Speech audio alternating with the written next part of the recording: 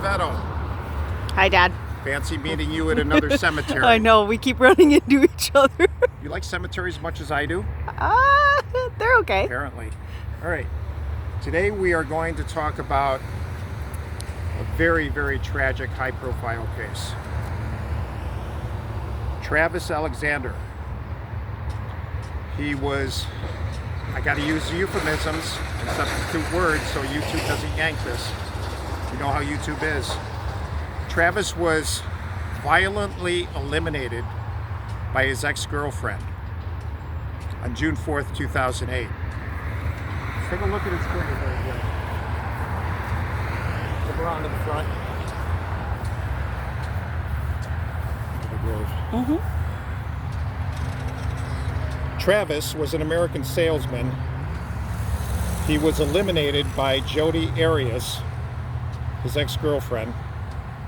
She was convicted of first-degree murder in 2013, sentenced to life to prison without the possibility of parole in 2015.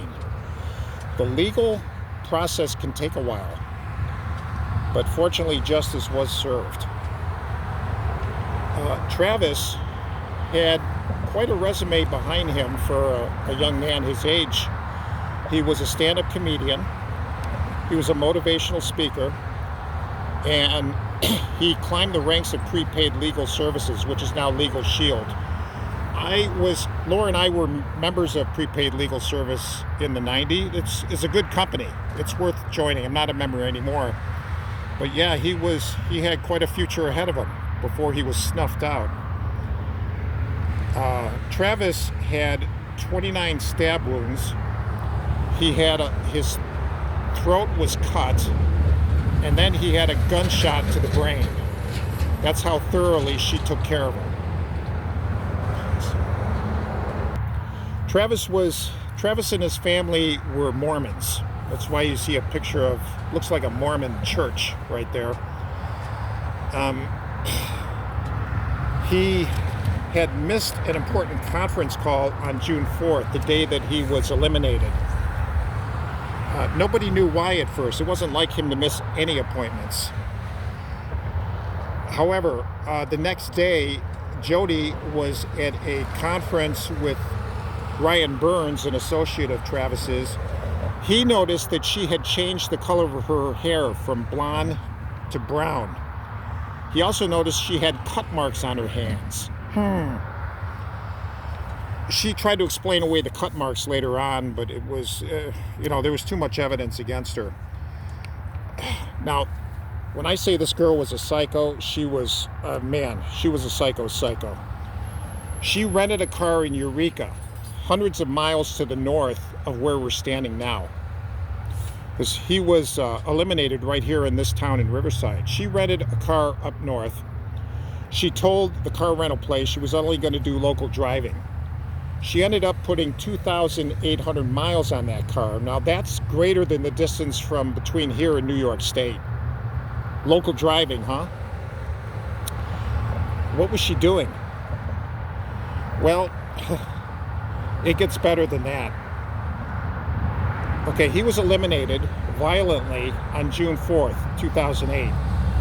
On June 9th, he wasn't answering any calls, any messages, so a group of concerned friends went to his house in Mesa, Arizona. Actually, he was murdered in Mesa, but buried here because his family lives here.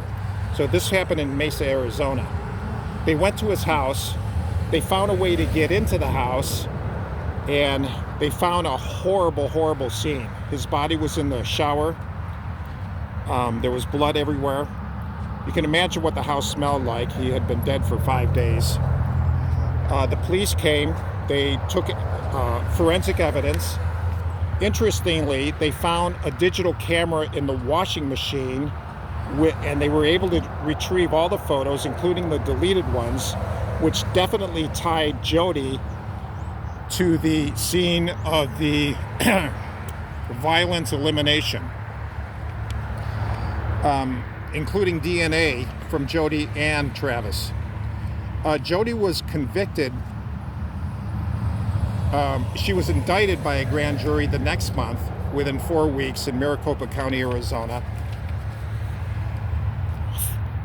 Now, the trial started January 2nd, 2013, 4.5 years after she was arrested. The legal process is slow. Jodi took the stand for 12 days to defend herself, which is, she wanted to serve as her own counsel. Well, there's an old saying that says that lawyers have among themselves, he who defends himself in court has a fool for a client. And Jodi was certainly no exception. The defense team called in a paid psychotherapist to say that Jodi was a victim of emotional abuse and domestic problems. The prosecution presented their own psychologist, their own clinical psychologist, who said that she had borderline personality disorder. Travis was a womanizer, so that didn't help matters any, because Jodi was frequently jealous. She was stalking him. They had an on-again, off-again relationship. She was stalking him by his house. She was hiding in his yard. She got into his house without permission. But this guy just kept taking her back. Pause. Anyway, they went back and forth with witnesses, with professional witnesses. Finally, 5 months later, on May 8th, she was found guilty of first-degree murder. Then, they went through the penalty phase. The defense attorneys filed a motion. Now, they have to do stuff like that. A defense attorney doesn't necessarily believe his or her client. Not necessarily. Quite often, they don't believe, but it's their job to defend the client. If they don't defend the client, then they're guilty of, well, they can be disbarred. So they were doing what they had to do. Motions were filed back and forth, and she was put in prison. There was a sentence. The sentencing, there was a hung jury as far as the death penalty, so they had to have a retrial the following year. So a year and a half later, they had a retrial for the sentencing aspect, and they finally, the judge ruled that she'd be in prison for life without parole, life in prison without the possibility of parole. All right, now get this.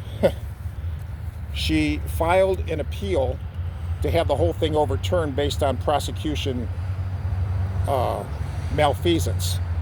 And that happened on 2019. In 2020, she was still trying to get this thing overturned.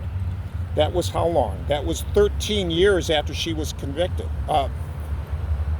10 years after she was convicted. Fortunately, the Arizona Supreme Court threw it out. They said, nope, there's no evidence that the prosecution was any kind of malfeasance that interfered with the case. So she's behind jail today. Here's an even bigger tragedy. Travis could have prevented all of this. He'd still be alive today had he followed what King Solomon advised us, 3,000 years ago? Solomon told us, stay away from the seductive evil woman. He said, my son, keep my words. Store up my commands within you. They will keep you from the adulterous woman, from the wayward woman with her seductive words. I saw a young man through the window of my house, and a young woman came out to meet him dressed like a prostitute with crafty intent. He followed her, get this, he followed her like an ox going to the slaughter. It's almost like he saw Travis Alexander's death and trial. He followed her like an ox to the slaughter. Many are the victims she has brought down. Her house is a highway to the grave, leading down to the chambers of death. Now,